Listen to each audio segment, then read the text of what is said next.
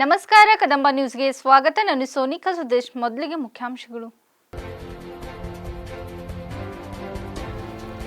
Bengaluru Kalasipalya BMTC bus ನಿಲ್ದಾಣದಲ್ಲಿ ಸ್ಫೋಟಕ ವಸ್ತು ಪತ್ತೆ, ಆತಂಕ ಸೃಷ್ಟಿ, ಸ್ಥಳಕ್ಕೆ ಬಾಂಬ್ ನಿಷ್ಕ್ರಿಯ ದಳ ದೌಡು. ಹೊರದೇಶಗಳಿಂದ ತೊಗರಿ ಆಮದು, ಇಲ್ಲಿನ ರೈತರು ನರಳಿಕೆ, ರೈತ ಸಂಘದಿಂದ ಕೇಂದ್ರ ಸರ್ಕಾರದ ವಿರುದ್ಧ ಆಕ್ರೋಶ. ದೇಶದಲ್ಲಿ ದೊಡ್ಡ ದಾಳಿಗೆ ಸಂಚು, ಅಲ್ ಖೈದಾ ಸಂಬಂಧಿತ 4 ಉಗ್ರರನ್ನು ಬಂಧಿಸಿದ ಪೊಲೀಸರು. ಸುದ್ದಿಯ ವಿವರಗಳು. ಬೆಂಗಳೂರಿನ ಪ್ರಮುಖ ಬಸ್ ನಿಲ್ದಾಣಗಳಲ್ಲಿ ಒಂದಾಗಿರುವ ಕಲಾಸಿಪಾಳ್ಯ ಬಸ್ ನಿಲ್ದಾಣದ ಶೌಚಾಲಯದಲ್ಲಿ ಬ್ಯಾಗ್ವೊಂದರಲ್ಲಿ ಸ್ಫೋಟಕಗಳು ಪತ್ತೆಯಾಗಿದ್ದು ಆತಂಕ ಸೃಷ್ಟಿಸಿದೆ. ಬ್ಯಾಗ್ನಲ್ಲಿ 6 ಜಿಲೆಟಿನ್ ಕಡ್ಡಿಗಳು ಸೇರಿದಂತೆ ಹಲವು ಸ್ಫೋಟಕಗಳು ಪತ್ತೆಯಾಗಿವೆ. ಬಸ್ ನಿಲ್ದಾಣದ ಶೌಚಾಲಯದಲ್ಲಿ ಬ್ಯಾಗ್ ಪತ್ತೆಯಾಗಿದೆ. ಸ್ಥಳಕ್ಕೆ ಪೊಲೀಸರು, ಶ್ವಾನದಳ, ಬಾಂಬ್ ಪತ್ತೆ ಹಾಗೂ ಬಾಂಬ್ ನಿಷ್ಕ್ರಿಯ ದಳ ದೌಡಾಯಿಸಿ ಪರಿಶೀಲನೆ ನಡೆಸಿದ ಬಸ್ ನಿಲ್ದಾಣಕ್ಕೆ ಜಿಲೆಟಿನ್ ಕಡ್ಡಿ ತಂದಿಟ್ಟಿದ್ದು ಯಾರು, ಯಾವ ಉದ್ದೇಶಕ್ಕಾಗಿ ಇದನ್ನು ತರಲಾಗಿತ್ತು ಎಂಬುದರ ಬಗ್ಗೆ ತನಿಖೆ ನಡೆಸಲಾಗುತ್ತಿದೆ. ಇನ್ನು ಎಫ್ಐಆರ್ ದಾಖಲಿಸಲಾಗಿಲ್ಲ ಎಂದು ಉಪ ಪೊಲೀಸ್ ಆಯುಕ್ತ ಪಶ್ಚಿಮ ಎಸ್ ಗಿರೀಶ್ ತಿಳಿಸಿದ್ದಾರೆ.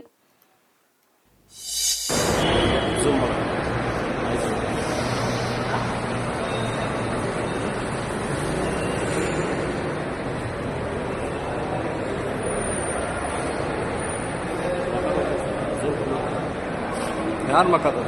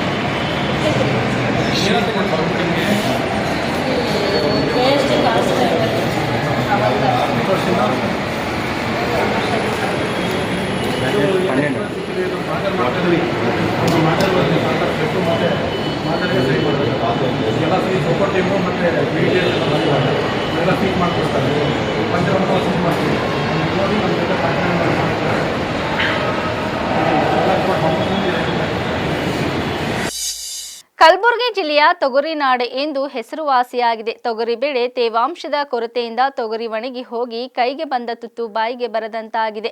ಕಲಬುರಗಿ ಜಿಲ್ಲೆಯ ಬೆಳೆ ವಿಮೆ ಹಣ 6,000 ಕೋಟಿ ರೂಪಾಯಿ ರಾಜ್ಯ ಸರ್ಕಾರ ಘೋಷಣೆ ಮಾಡಿದ್ದು ರೈತರು ಸಂತೋಷ ಪಡಲಾಗಿದೆ. ಆದರೆ ಇಲ್ಲಿಯವರೆಗೆ ಅರ್ಧದಷ್ಟು ಬೆಳೆ ವಿಮೆ ಹಣ ಬಿಡುಗಡೆ ಮಾಡಲಾಗಿದೆ. ಇನ್ನು 315 ಕೋಟಿ ರೂಪಾಯಿ ಉಳಿಸಿಕೊಂಡಿದೆ. ತೊಗರಿ, ಉದ್ದು, ಹೆಸರು, ಸೋಯಾ ಬೆಳೆಗಳಿಗೆ ಸದಿ ಔಷಧಿಯ ಸಿಂಪರಣೆಗಾಗಿ, ಲಾಗುಡಿಗಾಗಿ ಅತ್ಯವಶ್ಯಕತೆ ಇರುತ್ತದೆ. ತಕ್ಷಣವೇ ರಾಜ್ಯ ಸರ್ಕಾರ ಉಳಿದ ಬೆಳೆ ವಿಮೆ ಹಣ ಬಿಡುಗಡೆ ಮಾಡಲು ರೈತ ಸಂಘ ಆಗ್ರಹ.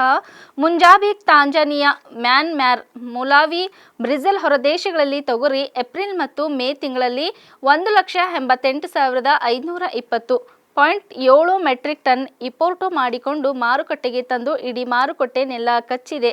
ರೈತರಿಗೆ ಸಂಕಷ್ಟಕ್ಕೆ ಸಿಲುಕಿದ ರೈತರ ಬಗ್ಗೆ ಮೊಸಳೆ ಕಣ್ಣೀರು ಸುರಿಸುತ್ತಿರುವ ಕೇಂದ್ರ ಮತ್ತು ರಾಜ್ಯ ಸರ್ಕಾರ ನರೇಂದ್ರ ಮೋದಿಯವರ 11 ವರ್ಷಗಳ ದ್ರೋಹ. ಖಾರಾಫಿ ಎಂಎಸ್ಪಿ ಭರವಸೆ ನೀಡಿದ್ದಕ್ಕಿಂತ ಎಷ್ಟು ಪ್ಲಸ್ 50 ಪ್ರತಿಶತ ಕಡಿಮೆ ಎಂಎಸ್ಪಿ ಬೆಳವಣಿಗೆಯ ದರದಲ್ಲಿನ ದೀರ್ಘಾವಧಿಯ ದತ್ತಾಂಶವು ವಾಸ್ತವದಲ್ಲಿ ಕುಸಿತವನ್ನು ತೋರಿಸುತ್ತದೆ. ಕಳೆದ 2 ದಶಕಗಳಲ್ಲಿ ಆಹಾರ ಧಾನ್ಯ ಉತ್ಪಾದನೆಯ ಪಾಲು ಸಂಗ್ರಹಣೆ ಬಹುತೇಕ ಸ್ಥಗಿತಗೊಂಡಿದೆ ಎಂದು ಕರ್ನಾಟಕ ಪ್ರಾಂತ್ಯ ರೈತ ಸಂಘ ಕಲಬುರಗಿ ಜಿಲ್ಲಾ ಸಮಿತಿ ಟೀಕಿಸಿದೆ. 45 ಕೆಜಿ ಚೀಲಕ್ಕೆ 266.50 ರೂಪಾಯಿ. ಇತರ ರಸಗೊಬ್ಬರಗಳ ಬೆಲೆ ಹಲವು ಪಟ್ಟು ಹೆಚ್ಚಾಗಿದ್ದು ಉತ್ಪಾದನಾ ವೆಚ್ಚ ಹೆಚ್ಚಾಗಿದೆ. ಖನಿಜ ಸಂಪನ್ಮೂಲಗಳು ಮತ್ತು ರಸಗೊಬ್ಬರ ಉತ್ಪಾದನೆಯ ಮೇಲೆ ಕೆಲವು ಜಾಗತಿಕ ನಿಗಮಗಳ ಏಕಸ್ವಾಮ್ಯ ನಿಯಂತ್ರಣದಿಂದಾಗಿ ಬೆಲೆಗಳಲ್ಲಿನ ಏರಿಕೆ ಹೆಚ್ಚಾಗಿದೆ. ಈ ಜಾಗತಿಕ ಪೂರೈಕೆದಾರರ ಲಾಭವು ಅಂತಾರಾಷ್ಟ್ರೀಯ ಬೆಲೆಗಳನ್ನು ಮತ್ತಷ್ಟು ಹೆಚ್ಚಿಸಿತ್ತು. 2022ರಲ್ಲಿ ರಸಗೊಬ್ಬರ ಕಂಪನಿಗಳ ಲಾಭದ ಅಂಚುಗಳು 36% ಏರಿದೆ ಮತ್ತು 2007-8ರ ಜಾಗತಿಕ ಬಿಕ್ಕಟ್ಟಿನ ನಂತರದ ಅತ್ಯಧಿಕವಾಗಿದೆ ಎಂದು ಅಧ್ಯಯನಗಳು ತೋರಿಸಿವೆ ಎಂದು ಕರ್ನಾಟಕ ಪ್ರಾಂತ್ಯ ರೈತ ಸಂಘ ಕಲಬುರಗಿ ಜಿಲ್ಲಾ ಸಮಿತಿ ಟೀಕಿಸಿದೆ. ರೈತರ ಬಗ್ಗೆ ಚರ್ಚೆ ಆಗಲೇಬೇಕು. ಲೋಕಸಭೆಯ ಮುಂಗಾರು ಅಧಿವೇಶನದಲ್ಲಿ ರಸಗೊಬ್ಬರ ಸಬ್ಸಿಡಿ ಬಗ್ಗೆ ಚರ್ಚೆ ಆಗಲೇಬೇಕು. ಮುಂಗಾರು ಅಧಿವೇಶನದಲ್ಲಿ ರಸಗೊಬ್ಬರಕ್ಕೆ ಸಬ್ಸಿಡಿ ಕೊಡಲೇಬೇಕು. 50% ಕೊಟ್ಟು ರೈತರಿಗೆ ಎಂಎಸ್ಪಿ ದ್ರೋಹ ಬಗೆಯುತ್ತಿರುವ ಕೇಂದ್ರ ಮೋದಿ ಸರ್ಕಾರಕ್ಕೆ ಧಿಕ್ಕಾರ. 50% ಸೇರಿಸಿ ಮಿನಿಮಮ್ ಸಪೋರ್ಟ್ ಪ್ರೈಸ್ ಬೆಂಬಲ ಬೆಲೆ ಕಾನೂನು ಜಾರಿ ಮಾಡಲೇಬೇಕು.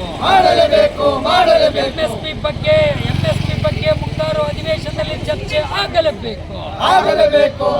ಹೊರದೇಶದಿಂದ ಹಂದಿ ತಿಲ್ಲರಂತ ತೊಗರಿ ಇಂಪೋರ್ಟ್ ಮಾಡಿ ಮಾರುಕಟ್ಟೆ ಬರ್ಬಾದ್ ಮಾಡುತ್ತಿರುವ ಕೇಂದ್ರ ಸರ್ಕಾರಕ್ಕೆ ಧಿಕ್ಕಾರ. ಹೊರದೇಶದ ತೊಗರಿ ಇಂಪೋರ್ಟ್ ಮಾಡಿಕೊಂಡು ಮಾರುಕಟ್ಟೆ ಸತ್ಯಾನಾಶ ಮಾಡಿದ ಬಗ್ಗೆ ಲೋಕಸಭೆ ಅಧಿವೇಶನದಲ್ಲಿ ಚರ್ಚೆ ಆಗಲೇಬೇಕು. ಜಿಲ್ಲಾ ಸಮಿತಿ ನೇತೃತ್ವದಲ್ಲಿ ಕಲಬುರಗಿ ಜಿಲ್ಲೆಯ ಜಿಲ್ಲಾಧಿಕಾರಿಗಳ ಕಚೇರಿ ಮುಂದುಗಡೆ ಸಾಂಕೇತಿಕವಾಗಿ ಪ್ರತಿಭಟನೆಯನ್ನು ನಡೆಸಿ ಸನ್ಮಾನ್ಯ ಪ್ರಧಾನಮಂತ್ರಿಗಳಿಗೆ ಮನವಿ ಪತ್ರವನ್ನು ಸಲ್ಲಿಸ್ತಿದ್ವಿ ಮತ್ತು ಕಲಬುರಗಿ ಜಿಲ್ಲೆಯ ಲೋಕಸಭಾ ಸದಸ್ಯರ ಮೂಲಕ ಪ್ರಧಾನಮಂತ್ರಿಗಳಿಗೆ ಇವತ್ತು ಮನವಿ ಪತ್ರವನ್ನು ಸಲ್ಲಿಸ್ತಿದ್ದೀವಿ. ಮುಂಗಾರು ಅಧಿವೇಶನದ ಲೋಕಸಭೆಯ ಅಧಿವೇಶನ ಪ್ರಾರಂಭ ಆಗಿದೆ. ಆ ಅಧಿವೇಶನದಲ್ಲಿ ರೈತರ ಒಕ್ಕಲ್ತನ ಬಗ್ಗೆ ಚರ್ಚೆ ನಡೀಬೇಕು. ಆ ಮುಂಗಾರು ಅಧಿವೇಶನದಲ್ಲಿ ರೈತರ ತೊಗರಿಯ ನಾಡಿರ್ತಕ್ಕಂಥ ತೊಗರಿಯ ನಾಡಿನಲ್ಲಿ ತೊಗರಿ ಬೆಳೆಗಾರರ ಬಗ್ಗೆ ಚರ್ಚೆ ನಡೀಬೇಕು.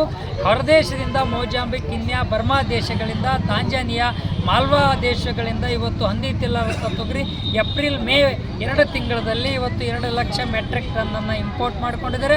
ಮಾರುಕಟ್ಟೆಯನ್ನು ಸತ್ಯಾನಾಶ ಆಗಿದೆ, ಬರ್ಬಾದಾಗೋಗಿದೆ. ಮಾರುಕಟ್ಟೆಯಲ್ಲಿ ಎಂಎಸ್ಪಿ ಇಲ್ಲ. ಇವತ್ತು ಅದರ ಬಗ್ಗೆ ಚರ್ಚೆ ನಡೀಬೇಕಂತಕ್ಕಂಥ ಮಾತನ್ನು ಒತ್ತಾಯ ಮಾಡ್ತಾ ಇದ್ದೀವಿ. A2+50% ಇವತ್ತು ಎಂಎಸ್ಪಿಯನ್ನು ಘೋಷಣೆ ಮಾಡಿ ರೈತರಿಗೆ ದ್ರೋಹ ಬಗ್ಗಿರ್ತಕ್ಕಂಥ ಕೇಂದ್ರದ ಮೋದಿ ಸರ್ಕಾರ ಡಾಕ್ಟರ್ MS ಸ್ವಾಮಿನಾಥನ್ ಆಯೋಗದ ವರದಿಯ ಶಿಫಾರಸಿನ ಪ್ರಕಾರ C2+50% ಸೇರಿಸಿ ಮಿನಿಮಮ್ ಸಪೋರ್ಟ್ ಪ್ರೈಸ್ MSPಯನ್ನು ಘೋಷಣೆ ಮಾಡಬೇಕು. MSP ಬಗ್ಗೆ ಇವತ್ತು ಅಧಿವೇಶನದಲ್ಲಿ ಮುಂಗಾರು ಅಧಿವೇಶನದಲ್ಲಿ ಚರ್ಚೆ ನಡೀಬೇಕು ಅಂತಕ್ಕಂಥ ಮಾತನ್ನು ಒತ್ತಾಯ ಮಾಡ್ತಿದ್ವಿ.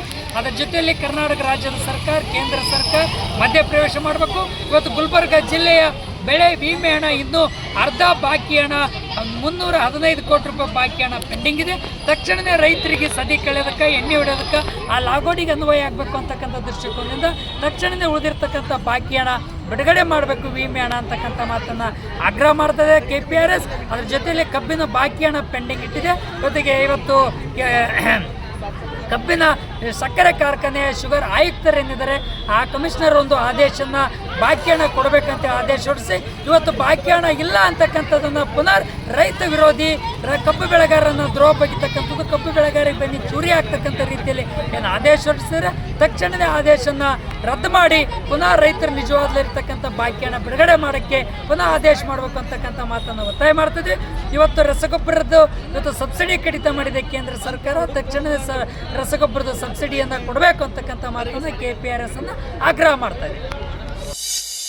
ಭಾರತೀಯ ಉಪಖಂಡದಲ್ಲಿ ಆಲ್ ಖೈದಾ ಜೊತೆಗೆ ನಂಟು ಹೊಂದಿದ್ದ ಉಗ್ರ ಸಂಘಟನೆಯೊಂದನ್ನು ಪತ್ತೆ ಹಚ್ಚಿರುವ ಗುಜರಾತಿನ ಭಯೋತ್ಪಾದನಾ ನಿಗ್ರಹ ದಳ ಬುಧವಾರ 4 ಉಗ್ರರನ್ನು ಬಂಧಿಸಿದೆ. ದೆಹಲಿ ಹಾಗೂ ನೋಯ್ಡಾದಿಂದ 2 ಉಗ್ರರು ಹಾಗೂ ಗುಜರಾತಿನ ಅಹಮದಾಬಾದ್ ಮತ್ತು ಮದಾಸದಲ್ಲಿ 2 ಬಂಧಿಸಲಾಗಿದೆ. ನಾಲ್ವರು ಭಯೋತ್ಪಾದಕರನ್ನು ಮೊಹಮ್ಮದ್ ಫರ್ದೀನ್, ಸೈಫುಲ್ ಕುರೈಶಿ ಮತ್ತು ಜಿಶನ್ ಅಲಿ ಎಂದು ಗುರುತಿಸಲಾಗಿದೆ. ಎಲ್ಲ ಭಯೋತ್ಪಾದಕರು 20-25 ವರ್ಷ ವಯಸ್ಸಿನವರಾಗಿದ್ದಾರೆ ಎಂದು ಪೊಲೀಸರು ತಿಳಿಸಿದ್ದಾರೆ. ದೇಶದಲ್ಲಿ ದೊಡ್ಡ ದಾಳಿ ನಡೆಸಲು ಸಂಚು ರೂಪಿಸಿದ್ದ ನಾಲ್ವರು ಭಯೋತ್ಪಾದಕರು ಸಾಮಾಜಿಕ ಮಾಧ್ಯಮಗಳ ಮೂಲಕ ಪರಸ್ಪರ ಸಂಪರ್ಕ ಹೊಂದಿದ್ದರು ಎನ್ನಲಾಗಿದೆ. ಈ ಕುರಿತು ಮುಂದಿನ ತನಿಖೆ ನಡೆಯುತ್ತಿದೆ ಎಂದು ಗುಜರಾತ್ ಪೊಲೀಸರು ತಿಳಿಸಿದ್ದಾರೆ.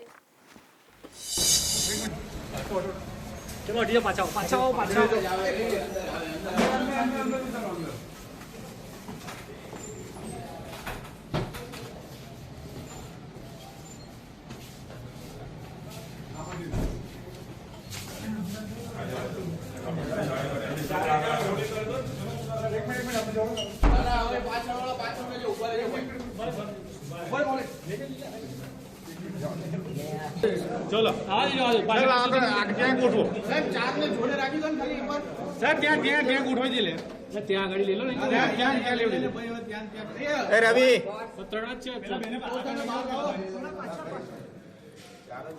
હા બસ થોડા પાછા ಬಾಹ್ಯಾಕಾಶದಲ್ಲಿ 18 ದಿನ ಕಳೆದು ವಾಪಸಾದ ಗ್ರೂಪ್ ಕ್ಯಾಪ್ಟನ್ ಶುಭಾಂಶು ಶುಕ್ಲಾ ಭೂಮಿಗೆ ಹೊಂದಿಕೊಳ್ಳಲು ಕಸರತ್ತು ನಡೆಸುತ್ತಿದ್ದಾರೆ. ಕಳೆದ ವಾರ ಯಶಸ್ವಿ ಬಾಹ್ಯಾಕಾಶಯಾನದಿಂದ ಹಿಂದಿರುಗಿದ ಭಾರತೀಯ ಗಗನಯಾತ್ರಿ ಶುಕ್ಲಾ ಭೂಮಿಯ ಮೇಲೆ ನಡೆಯಲು ಕಲಿಯುತ್ತಿದ್ದಾರೆ. ಆಕ್ಸಿಯಂ 4 ಕಾರ್ಯಾಚರಣೆಯ ಭಾಗವಾಗಿ ಜೂನ್ 25ರಂದು ಸ್ಪೇಸ್ ಎಕ್ಸ್ ಡ್ರ್ಯಾಗನ್ ಬಾಹ್ಯಾಕಾಶ ನೌಕೆಯಲ್ಲಿ ಹಾರಾಟ ನಡೆಸಿದ 4 ಗಗನಯಾತ್ರಿಗಳು ಶುಕ್ಲಾ ಕೂಡ ಒಬ್ಬರು. ಐಎಎಸ್ನಲ್ಲಿ ಸುಮಾರು 18 ದಿನಗಳನ್ನು ಕಳೆದ ನಂತರ ಅವರು ಜುಲೈ 15ರಂದು ಸುರಕ್ಷಿತವಾಗಿ ಭೂಮಿಗೆ ಮರಳಿದರು. ಶುಕ್ಲಾ ಅವರು ಮತ್ತೆ ನಡೆಯಲು ಪ್ರಯತ್ನಿಸುತ್ತಿರುವ ಮತ್ತು ಗುರುತ್ವ ಆಕರ್ಷಣೆಗೆ ಒಗ್ಗಿಕೊಳ್ಳುತ್ತಿರುವ ವಿಡಿಯೋವನ್ನು ಇನ್ಸ್ಟಾಗ್ರಾಂನಲ್ಲಿ ಹಂಚಿಕೊಂಡಿದ್ದಾರೆ. ಪುಟ್ಟ ಮಕ್ಕಳು ಆಗ ತಾನೇ ನಡೆಯುವುದನ್ನು ಕಲಿಯುತ್ತಿರುವಂತೆ ಇರುವ ದೃಶ್ಯ ವಿಡಿಯೋದಲ್ಲಿದೆ. ಶುಕ್ಲಾ ಅವರು ನಡೆಯಲು ಇಬ್ಬರು ಸಹಾಯ ಮಾಡುತ್ತಿದ್ದಾರೆ.